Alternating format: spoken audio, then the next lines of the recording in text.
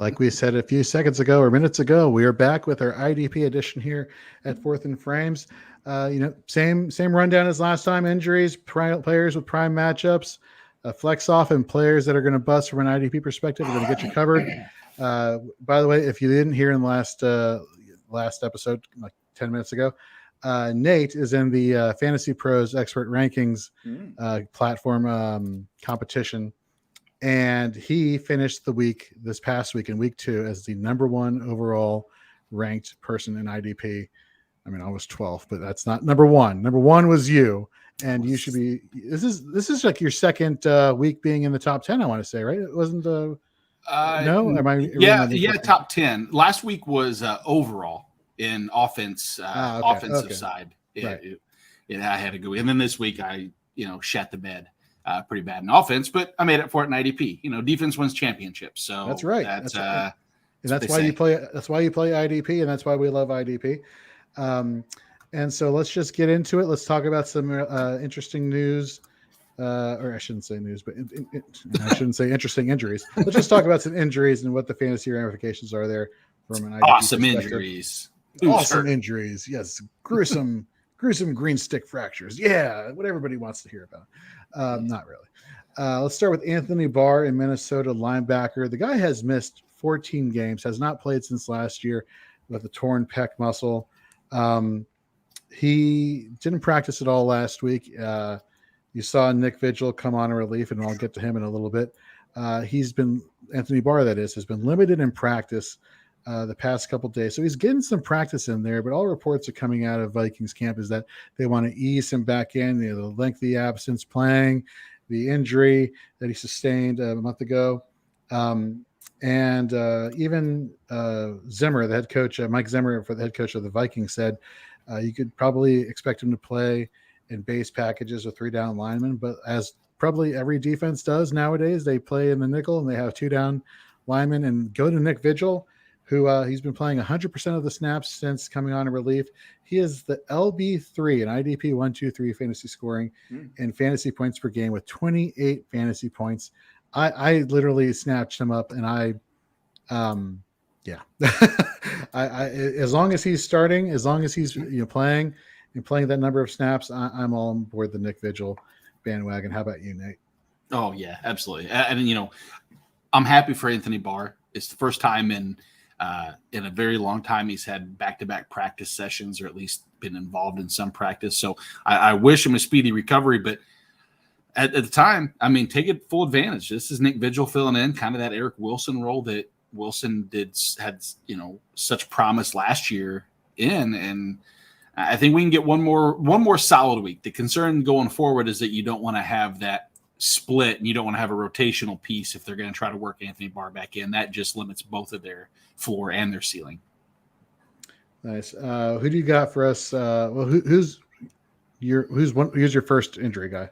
Who else is hurt? You're asking. So there's words. That's what I'm trying to say. Words. There's a lot of people hurt right now, and unfortunately, I could start with Pittsburgh and go through the entire team and probably find a little banged up area, but. Alex Highsmith right now is dealing with a groin injury. If we've learned anything throughout the season and in life, if your groin hurts, you're in pain. Where's the Hans Zollman drop? Like, ow, my groin. Exactly. Yeah, where's all the drops at, Jorge? We got none of them. That's embarrassing. We need You're Christian McCaffrey in the medical tent. I'm so glad I have Chuba Hubbard in every single lead. And going back to last episode, anybody listening, Jorge is a degenerate gambler and needs DJ Moore to have over 66 total yards for something. I believe his house was on the line. He luckily got it. DJ Moore has 6 receptions for 100 yards currently at the moment. I had DJ Moore as my wide receiver, I believe 4 on the week so far. So hopefully that plays well. Alex Highsmith, speaking of kicks in the groin like Christian McCaffrey, probably owners are feeling right now. This is the second week he's been in the medical tent. He was in the medical tent last week. Came back. I don't know. That's weird. I know. It's never positive. Chuba Hubbard, I guess, is a person, if you have him, maybe if you can pick someone up during a game, maybe go do so now. But he's gotten some looks. Alex Highsmith, I don't think, he didn't practice today, didn't practice yesterday. I believe that they're probably going to let him sit this week. Devin Bush returns. There's no need to rush him back into it. I know it's a tough matchup necessarily as far as divisional and everything, but I believe it's better off just to have Alex Highsmith for the long haul, and he'll probably sit out. Jorge, who else is hurt in the NFL that you want to highlight and talk about? Another groin injury. In Yeah, another groin guy is TJ Watt. I mean, the guy's LB6 and IDP 1-2-3 scoring, averaging 22.5 fantasy points per game. He was limited in practice today.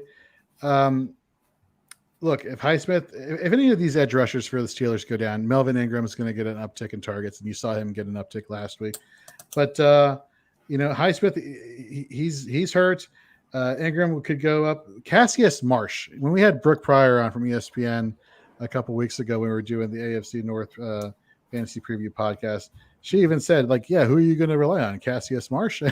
And, well, you know what? They might have to rely on Cassius Marsh this week. So it's not looking good from a pass rushing perspective. If all these guys are down and it's just a Melvin Ingram show and whoever else they can scrap together, Cassius Marsh, this Bengals offense is going to flourish. Joe Mixon is going to have a career day, I think, against the Steelers team. So, yeah, it's not looking too good in Pittsburgh from the injury front.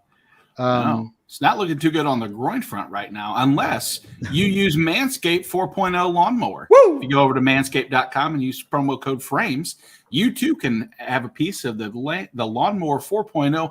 Take your dirty groin, correct it. Don't have to suffer through these nagging injuries like other people have. Maybe that's what happened to Alex Highsmith. He didn't use the lawnmower 4.0, and that's their groin injury. Nick. Well, you don't get nicks on the lawnmower. It's like nick proof, basically. The ceramic blades are wonderful. Yeah, no, and he probably should have used the light bulb feature, the LED feature. The light bulb. The LED feature. He probably should have used that when he was watching where he was grooming his stuff. So yeah, shame on you, Alex Highsmith, and TJ Watt. You should have used the lawnmower 4.0 from Manscaped. Like Nate said, promo code FRAMES, 20% off your purchase. Who's the last person from the injury front you want to talk about, Nate? Luckily, I don't think it's too big of a deal. Micah Hyde has a little reoccurring neck injury. It's the same injury that he had going into last week's game, which he played through and had his probably one of his more productive weeks that he's had in a while. So I don't worry about it. You'll see his name mentioned. He's not necessarily one of my IDP most relevant players, but in this particular matchup against Washington, he might be able to take advantage of Tyler Heineke, but Heineke's been pretty solid. So I don't have Hyde in any of my rankings right now high enough to even worry about. All right. Let's go with some IDPs with prime who are in prime positions to do well for you this week. I'll start at the linebacker position. Now, let's stay with this game with Steelers and the Bengals. Logan Wilson, I think when I put out the IDP Bengals team preview, one of the comments in the section when we posted it on Twitter was, "What? No Logan Wilson in your draft preview?" And I said, "I'm not drafting Logan Wilson. I can't say I can recommend that you want to draft Logan Wilson." I did say, however, that you may want to pick him up off waivers, and you just may want to do that. The guy, the past 2 weeks, he's scored 20 fantasy points last week against Chicago. He scored 12 fantasy points in week 1 against the Vikings. He gets the Steelers.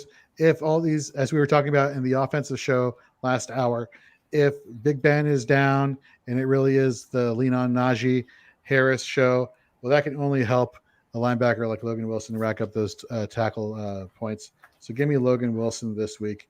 Nate, how about you for a true defensive lineman?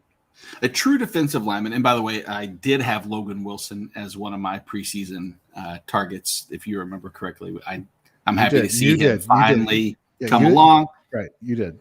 100%. He's great in coverage. He's going to it's going to be interesting with him and Mike Hilton in revenge game.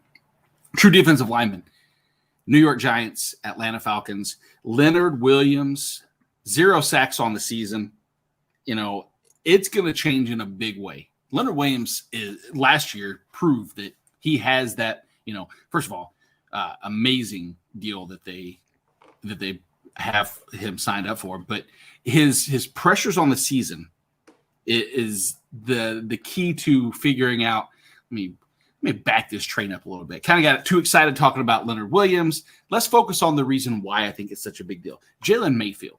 Jalen Mayfield is the left guard in Atlanta. Jalen Mayfield has allowed 2 sacks, 4 hits, 5 hurries, and 11 total pressures in 2 games. That's not good. It is not good, Brian. That is not good, Thank Brian. you. Yeah. It's not good. That's not good for a quarter of a season. It's not good for a lot of the season, and especially not good when you have Leonard Williams lined up in your face and you have to try to stop that train. So I believe, number one, the Falcons have allowed the most points to opposing defensive tackles. Check mark for New York. Number 2, Leonard Williams is a beast, and he gets to take on, remember this name, Jalen Mayfield. If you watch the game, you will probably hear Jalen Mayfield. Go back to week 1, I guess it was, against Tampa. And if you happen to see every time Vita Vea was in the backfield and who was on the ground, Jalen Mayfield was on the ground a lot in that game. Sorry, Jalen Mayfield, if you're listening, or his family members, but at least you get to hear his name on TV. That's fun. Hey, that's my son. Uh-oh. Nice. Uh-oh. So, and we joke about the Matt Ryan laying on the ground and the offensive lineman standing above. We might see that with Leonard Williams on top of him. Yep. Can I ask you a question about Logan Wilson real quick? You may. Let's say hypothetically he's available on waivers, and I want to try to improve my IDP output this year. Mm-hmm. Would you drop Owusu Koromoa? Oh, man. I would, simply because it's not a dynasty. Well, I don't know that. If it's a dynasty type of it's not thing, a dynasty. No. And I mean, I would, just because I can tell you that Logan Wilson's getting 100% of the snaps and he's play calling. And depending upon the league format, if it's an IDP 1-2-3 type league, his coverage skills are pretty incredible, and those passes defense can add up quickly. And I don't know what role JOK exactly has going forward. There's a lot of injuries, but I don't think it's 100% snap share yet. Jorge? Yeah, I'm a little bit concerned about Anthony Barr. Just it's going to take him a while. Look, let's face it. Both of these guys have incumbents in front of them that are dealing with injuries, and that's why they're going to be afforded more playing time, or at least in the case of Nick Vigil, that's why he's gotten more Logan Wilson. No, Brian asked about Logan Wilson. Not Vigil. Sorry, my bad. Okay. So going back to Logan Wilson, yes, he's going to have opportunity to play. He's not going to come off the field because there's nobody in front of him. He's actually wearing the green dot, as Mike Wohlert would say. Mm-hmm. He will be back next week joining us. Yeah, Logan Wilson, I would definitely pick up. He's definitely has starting potential. Snap percentage is high. He's not going anywhere. JOK, there is injuries on the Cleveland linebacking core. You don't know, like Nate said, whether or not, when Mac Wilson, although I got to be honest, Anthony Walker, he's on IR. Yeah. And so then there's talk whether or not, he's going to come back. And if Jeremiah Owusu-Koramoah is going to take on that lead role, I don't know. He seems more like an outside linebacker than he does an inside linebacker just because of his coverage skills. I would definitely make that move as well. I'd pick up Logan Wilson. Done. Yep. Nice. Sorry, Clark Kent Division. You just got. I'm not in 12th place anymore. Yeah, exactly. I'll go to the defensive back, and I'll give you 2 just because I want to be, awesome. I want to be an overachiever now so that I can underachieve during the flex off segment because I probably will. I'm going to go with Quandre Diggs versus the Vikings. The guy's been playing lights out. I want to say he's in the top 10 or at least top 15 in fantasy points per game production. He is the model example of like a person who allows a high catch percentage, therefore has to go run down these receivers and go make tackles. His tackle for, I think he had like 10 tackles last week. He definitely has a lot of upside there. And somebody that the second person I want to talk about is not Richie Grant in Atlanta, who everybody was like saying, oh, he's going to be the defensive back guy. He's one of the best safeties coming out of this rookie class. It's not Richie Grant. It's Eric Harris, the former Oakland Raider or Las Vegas Raider, who's actually been playing really well the past 2 weeks, 13 fantasy points, 10 fantasy points, and IDP 1-2-3 scoring, 11 total tackles on the season. Look, he's going to get a lot of work.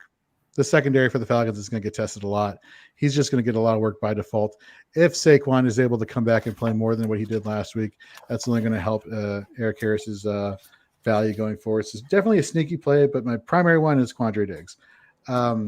Edge rusher, which could be a DL or LB, obviously, for those who don't know or those who do know. The sleeper platform allows that to happen more often than not, where you can have a specific defensive lineman or a linebacker have dual eligibility, and we just call that edge rusher. Nate, who's a good edge rusher that people should pay attention to this week? Yeah, I mean, he's probably rostered in most, but again, I keep finding that he's not entirely he should be at 100%, granted, whatever that relationship is to percentage charts that we find. But Max Crosby has been a man on a mission. A feel-good story of the year so far. I really love to hear that he's battled with his demons and he's gotten through that. High motor output. We talked about him last week, Mike and myself did, as far as just the overall energy that he brings to that team. But he gets a sweet, tasty matchup. Miami, most hurries allowed, most pressures allowed. Points against Miami, here's the thing, doesn't look great on paper. When you look at it and you're trying to scour through, and you're like, all right, who allows a lot of points to edge rushers?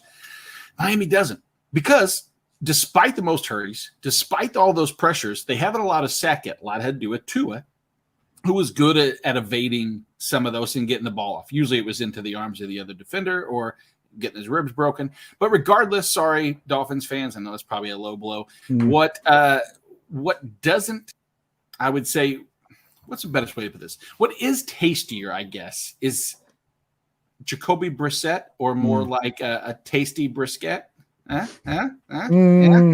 Terrible. Yeah, Brian's really down there shaking his head like that was the worst thing. We were all, what was it in Happy Gilmore or Billy Madison? We were all dumber now for having heard exactly what you just said. Yeah, I know. So thank you. But I can't even give you an A for effort. I don't even. Up here, it was perfect. I don't Perfectly done. that. Yeah. All right. It was supposed to be good. All right. It's supposed to. Yeah. Yeah. I'm not supposed to gain weight by eating nothing but chocolate, but you know what? Hey, that's what happens apparently. Apparently. Anywho, yeah. Apparently. Apparently. Rumor has it. As I stare down at my flab right now. Not speaking of flab and not speaking of chocolate and not speaking of basically anything we've been talking about, let's talk about Dynasty Pandemic. Clay over dynastypandemic.com, who, by the way, you should be following at @dpandemic_Clay, as well as following Dynasty Pandemic at Dynasty Pandemic on Twitter. Look, they launched their website he launched the website rather at the Fantasy Football Expo in Canton, Ohio back in August, which we were fortunate to be a part of. And they've got a lot of great content over there. A lot of platforms are starting to sign on board, like Dynasty Trades HQ, Dynasty and Chill, Dynasty Warzone, Debbie Marketplace, and Dynasty Happy Hour, and of course us here at Fantasy and Frames. You literally go to dynastypandemic.com and immediately you see their chat.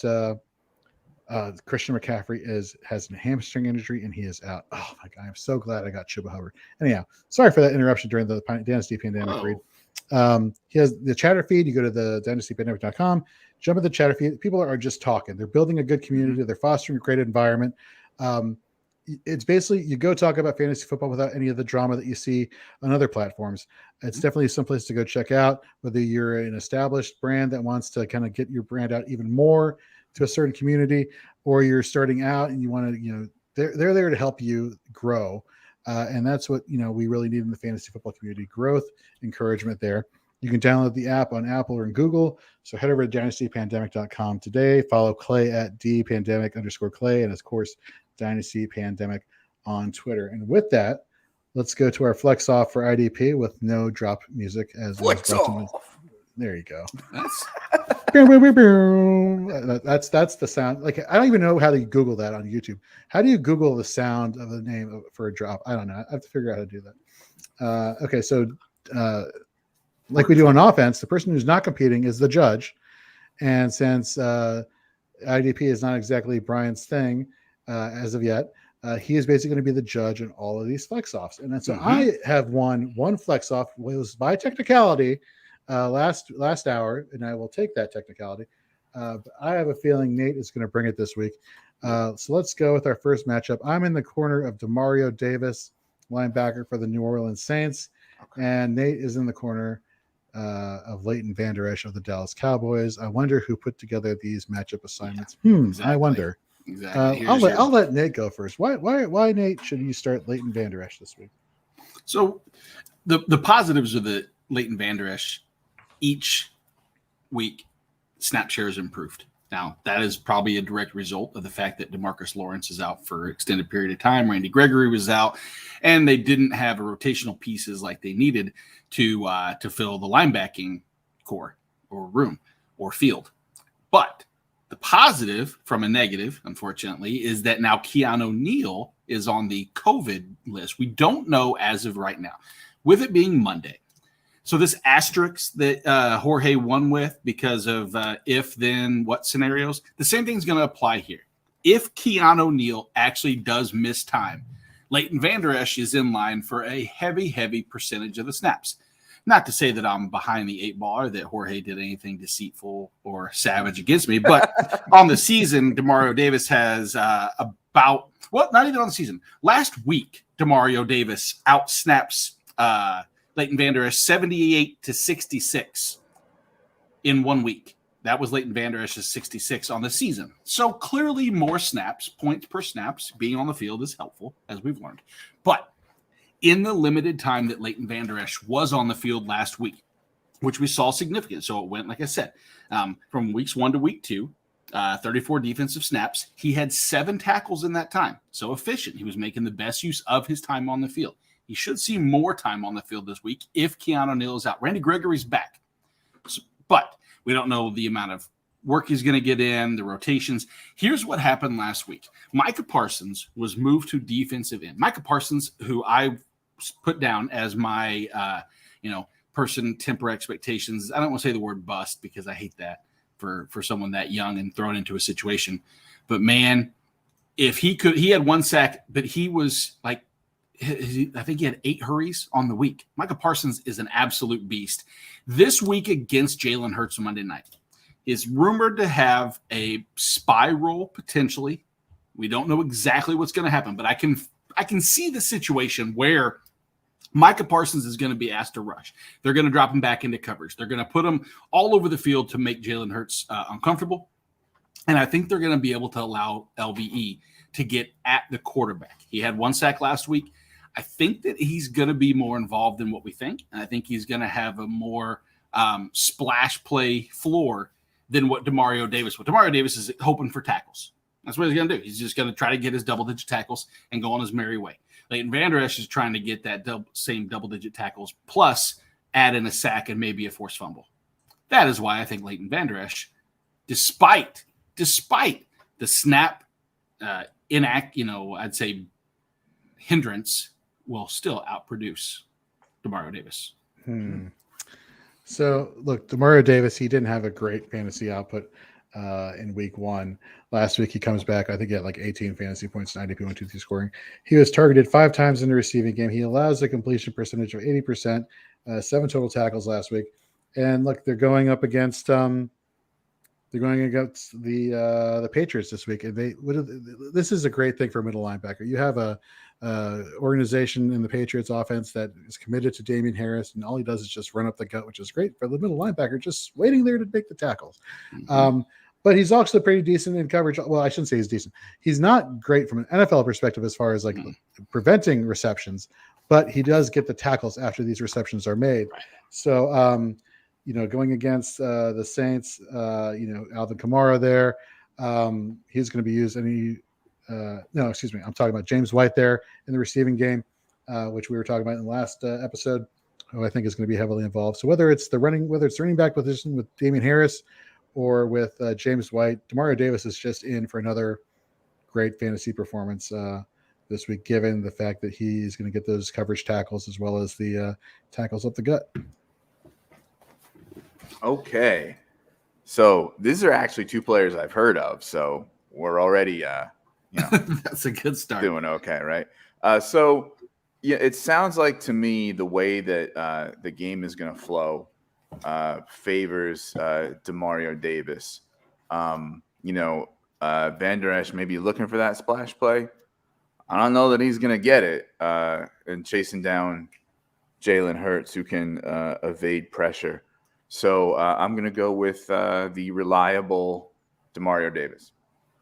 Strike 1 for setting up the questions. Although this next one, I got to be honest with you, The person who you're taking now, I thought I was taking. I read that incorrectly, even though I typed up the own show rundown sheet. So yeah, I even read that. I was like, man, that was my my waiver wire pickup and my sleeper going in. I was like, man, he's really trying to weigh his side. But I'm fine with that because in this particular matchup, I don't need many bullets in my gun. No, you're good. Yeah, I know. All right, so who are we talking about? Nate, you're going to be in the corner of Jason Owe, the rookie from Baltimore, and I'm going to have Matt Judon, the former Raven, now with the New England Patriots this week. Brian, who do you want to start off? Well, I think since Nate went first last time, why doesn't Jorge go first this time? So Judon, he missed last year. I want to say it was the COVID thing. He was sitting out due to COVID. Coming over from Baltimore, the guy was just a beast. Great pass rusher, great linebacker, just getting tackles, applying pressure on the quarterback. And he's just picked up where he left off a couple of years ago. In week 1, he had 3 solo tackles, a tackle for a loss, hit on the quarterback, getting to the quarterback in the last week he had a tackle for a loss, a sack, hit on the quarterback. He keeps like ramping up his motor more and more and more. And now he's going against the Saints pass offensive line that, has some, it's not great. Definitely got exposed last week going against a great defense in the Carolina Panthers. And we said this last episode, I'm more concerned about if I'm an opposing offense, I'm more concerned about the front seven of the New England Patriots, or at least the defensive linemen and edge rushers for the Patriots than I am the secondary. And look, if the Panthers could do what they did against the Saints, I see no reason why Belichick and that defense can't scheme up ways to get Judon more involved. So as he keeps getting better and better, I think this is, again, another great matchup for a relatively stationary quarterback in Jameis Winston. So give me Matt Judon. And for whatever stat that Nate doesn't say, which I doubt he'll miss him, for Jason Owe, I'll throw in a few as to why I'm actually on board for him. But anyhow, keep going, Nate. Your turn. Yeah, so the one area that's key is in Wink Martindale's scheme. They stay predominantly on their own specific side. He doesn't bounce both Owe and Judon on the left and the right and try to go matchup base per snap, which is nice because when you see a matchup that with Jason Owe, who let's go back to remember, he was the first round commitment, so you knew that the talent was there. He's very raw though, so even in college, he didn't have this huge sack upside, but the athletic ability is there. The nice thing is when you match up athletic ability with, I would say, a lack of pass blocking ability, which is what the right tackle Ryan Ramczyk possesses or doesn't possess for the Saints. If you're looking for a mismatch, that's it. He's allowed 5 hurries on the season. He's allowed 7 pressures. And through the first 2 games so far, Owe is slowly creeping into that, splash play and picking up the pace a little bit. Again, week 1, 2 solos, a tackle for a loss, a sack, 2 quarterback hits. Week 2, 3 solos, a quarterback hit, a forced fumble, a fumble recovery. What does he have in line this week? I love the matchup. If we're going to just look at just both bookends and see who's going to have the pressure and who's going to consistently, because they're both facing the same game plan. So it's not like one's in a situation against pass-heavy attack or run-heavy attack. It's who gets at the quarterback. And that's ultimately what's going to separate Jason Owe and Matt Judon. Matt Judon, who I was extremely high on because of his win rate and everything else. I think that just pure matchup-based, unfortunately, falls second fiddle to Jason Owe. Jorge, what stats did I maybe miss? Because I would love for you to help my point a little bit more. He's the edge rusher 21 amongst all edge rushers in wins percentage. He's the edge rusher 23 in all pressures. He's playing 74.5% of snaps, which I want to say is number 1 in the Ravens linebacking core. You saw his impact play last week against the Kansas City Chiefs, who have a decent or they came into the season having a decent offensive line. You're going to be hearing about him more and more as the season progresses. This guy is going under the radar because edge rushers don't get the credit that they deserve.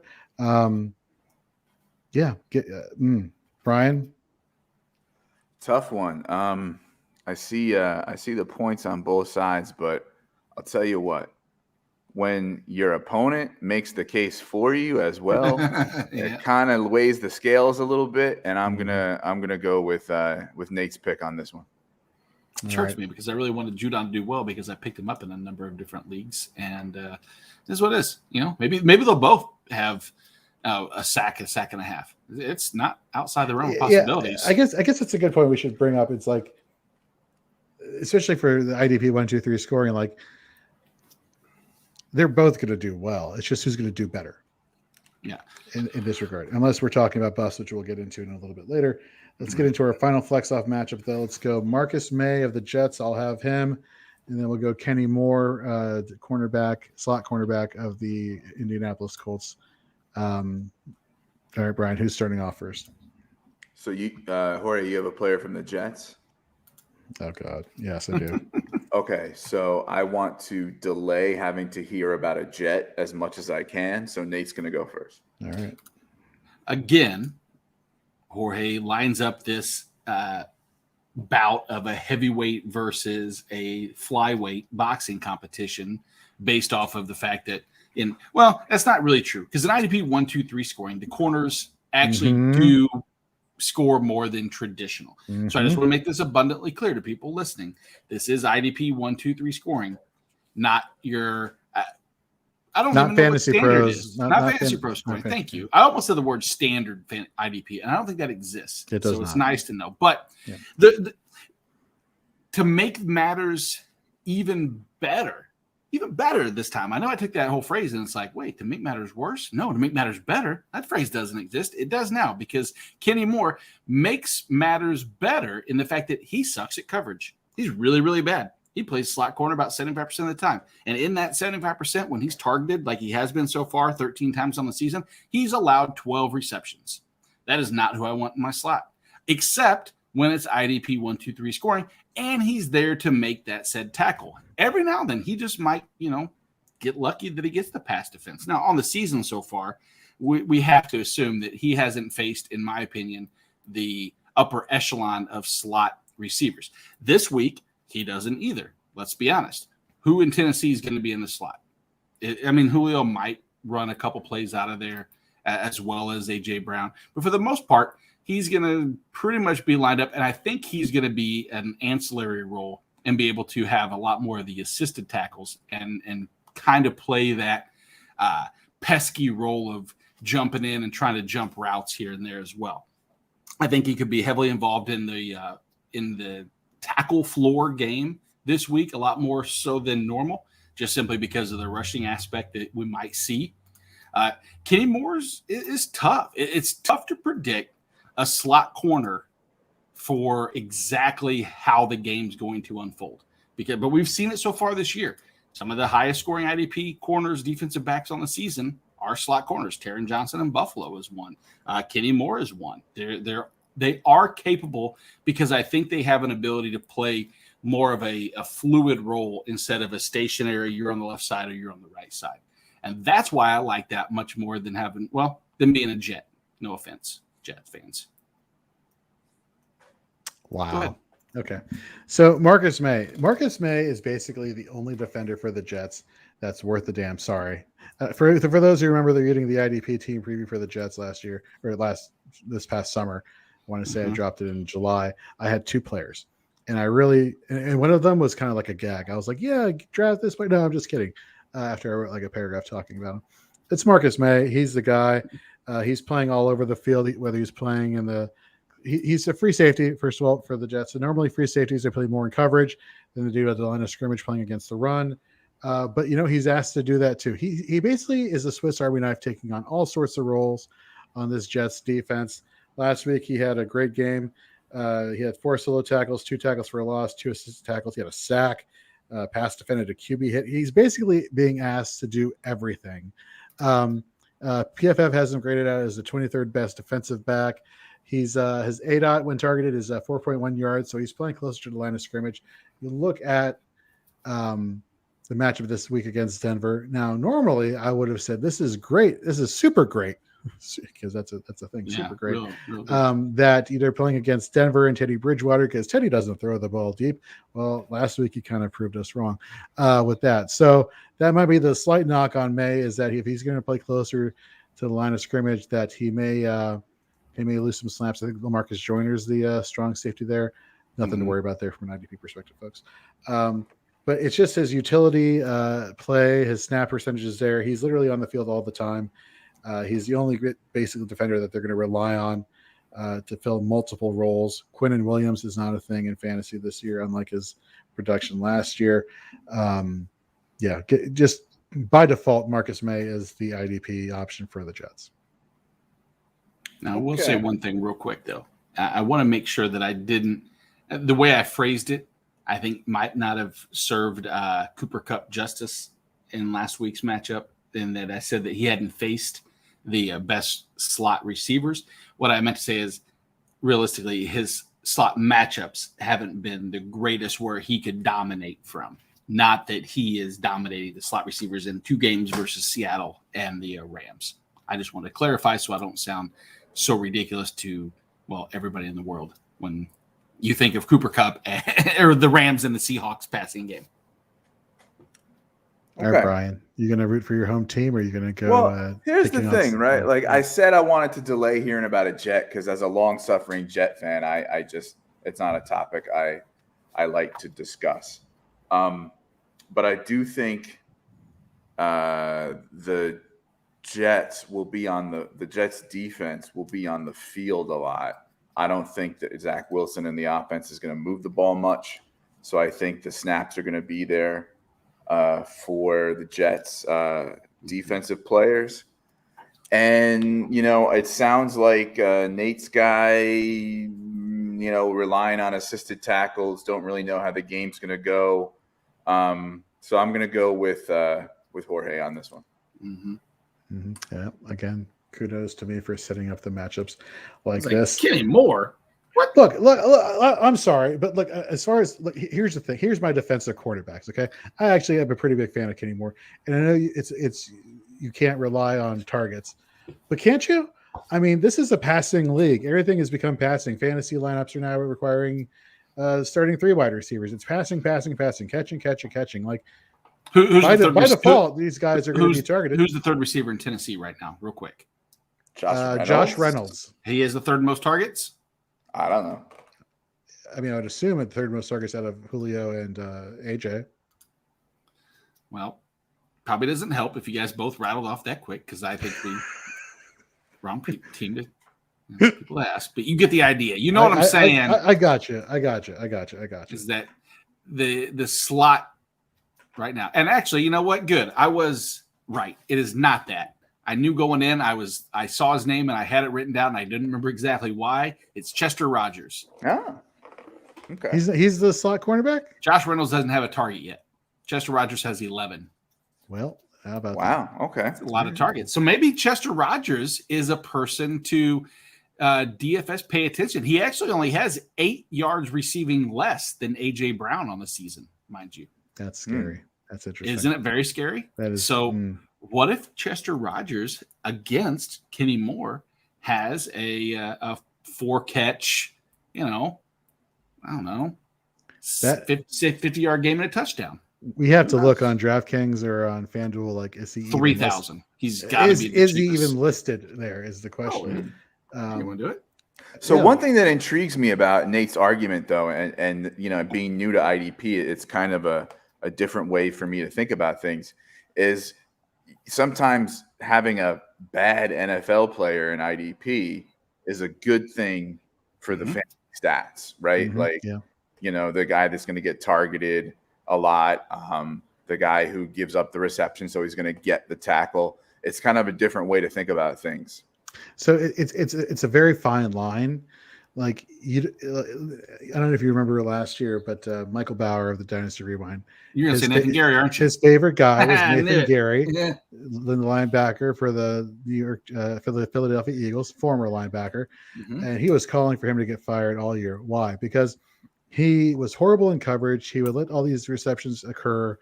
but he would get you tons of tackles. And he was like one of the top scoring IDP linebackers of all fantasy football last year.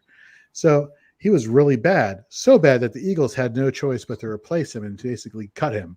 So in certain respects, you want your IDP players who are bad football players in real life to be just good enough to not get cut and yanked off the field, but bad enough to still be there and have basically they can't have any other option on their bench.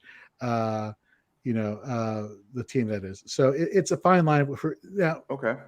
That kind of focus. So it's twofold. So number one, in this particular scoring format, it definitely benefits the corners or the slot corners, nickels, who do allow a lot of receptions, but they don't allow a ton of separation. You kind of want you almost want the person who doesn't get burnt all the time, but they allow just enough cushion that they're there, catches made, tackle, and twofold, because that's the person you can target on the offensive side of the ball, and it's the person on the defensive side that might get, like Kenny Moore last week. He had 7 solo tackles because what happened? He was going up against a pass-heavy slot attacking team that I don't see this week as much, which I'll make clear after the argument's already over. I should have said that I think that they're just going to attack Chester Rogers.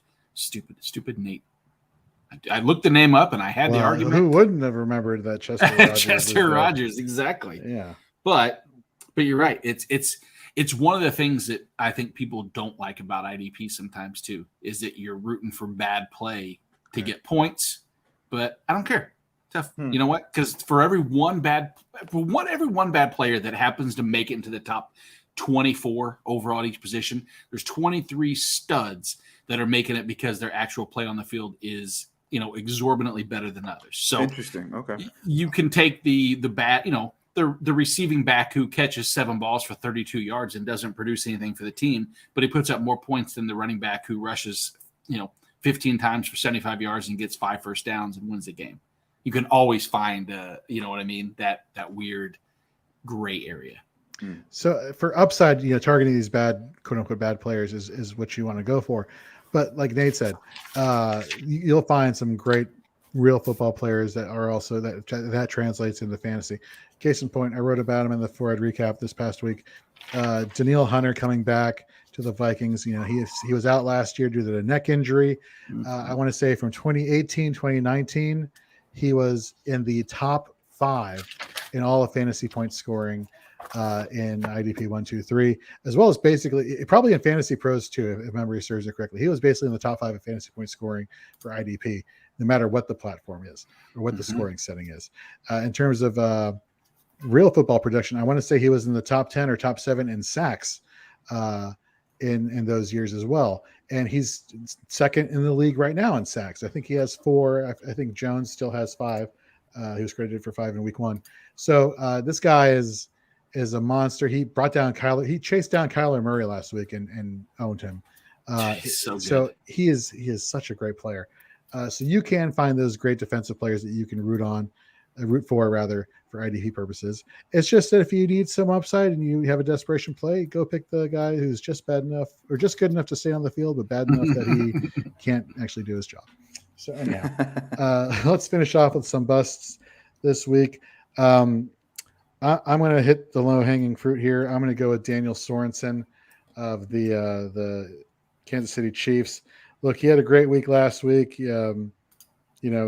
got to Lamar Jackson. Okay, that's great. Going against the Chargers, divisional matchup. The last time they took on the Chargers, I want to say it was like week 2 last year. Or excuse me, last time he was playing against the Chargers, which I think was week 2 last year, he had like 4 tackles for 7 fantasy points. Didn't play in the last week of the season last year. The Chargers have an improved offensive line. They have Austin Eckler out of the backfield. I don't see Sorensen putting on this pressure to get to Justin Herbert this week. So just take your fantasy points last week if you were starting Sorensen, but I don't think you're going to see it again this week. Yeah, I'm going to take an approach based off of the fact that there's a lot of us that are getting their feet wet in IDP, and they go off of the top scorer at each particular position, and they go, "Ooh, that must be someone I want to play." And last week we saw Mike Edwards from Tampa Bay Buccaneers had a monster of a game. I mean, we're talking about, 4 solo tackles. He had 3 passes defense, 2 interceptions, and 2 pick sixes, 2 touchdowns from those interceptions. Never going to happen again. We're talking about a person who played in, a total of 43 snaps last week. So, I mean, the production per snap was outrageous. Again, when people are new, they're going to look and they're going to focus and just kind of see. He has to be someone worth talking about. The problem is now we have Jordan Whitehead back, and there's going to be just no room for him to play. He might rotate in and out, especially with the slot corner Bunting. Murphy Bunting. Murphy Bunting. Thank you. Who broke his arm. I think he broke his arm. That was week 1, right? If memory serves it correctly. Yeah, nasty. And so he's out. And so there's more snaps to be had. He might fill in and get some play. But I don't foresee a situation where he's going to even come close to replicating last week's production, and don't go for the, what have you done for me lately type approach with him. All right. So that's going to wrap up our IDP edition. Thank you very much for this tuned in, and those who are going to be listening to this tomorrow and over the weekend. Don't forget to get your groins right. That's right. Head over to manscaped.com. Use the promo code FRAMES. Get 20% off of your purchase for the new Lawnmower 4.0 or any other product that they sell over there. They have really great boxers, actually. Fun fact. They sent us a couple of those for us to try out, and super, super comfortable. Yeah. So anyhow, Brian, thank you very much for sticking around from our last episode, and hopefully we helped. We learned you something. Yeah. Wow. Words. Learned you something in IDP. We'll see you again next week. May or not see you for the pregame show. We'll see, depending on your availability. We'd love to have you back. If not, we'll definitely have you back next week as a regular on 4th and Frames. And Nate, as always, great job. Good luck in trying to get the number 1 spot in IDP rankings this week. Thank I'll you very be gunning much for you, but I will be very happy if you still retain said title. Don't forget, this Saturday, Nate and I, we put together our IDP matchups of the week. We'll have that article dropping. We don't really been dropping it on Sunday mornings. We'll get it out earlier on Saturday. Yeah. Don't forget our other articles on offense. We have quarterback, tight end matchups. We have running back matchups. We have wide receiver matchups, all coming out in the next few days, as well as IDP matchups. And join us for the 4-Eyed pregame show on Sunday morning, where we're going to go over relevant news and notes, players outside the top 25 at each position, offense and defense, as well as go over some monkey knife fight prop bets that we think you should take advantage of. And so basically that's what you got to look forward to. And then we're back again next week. Mike Wohlert from 4 for 4 will be back joining us at a regular time on Wednesdays at 9 p.m. Eastern. So for Brian, for Nate, I'm Jorge. Thank you very much, folks, and we'll catch you next time.